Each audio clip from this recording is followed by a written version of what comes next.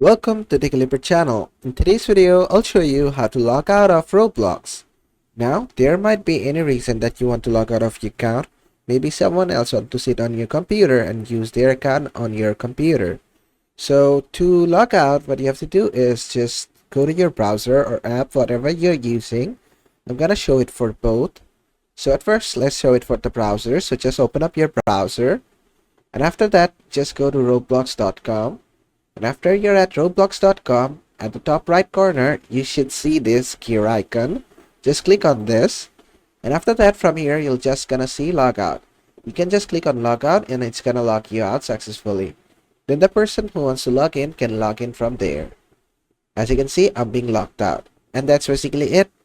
And to log out from the Roblox Player app, what you have to do is just open the Roblox Player app.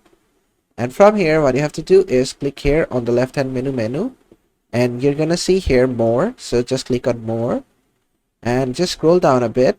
Here you'll see a big button called logout. Just click on this and you will be successfully logged out. And basically that is how to log out of Roblox. I hope this video was helpful. If it was, please give it a thumbs up and don't forget to subscribe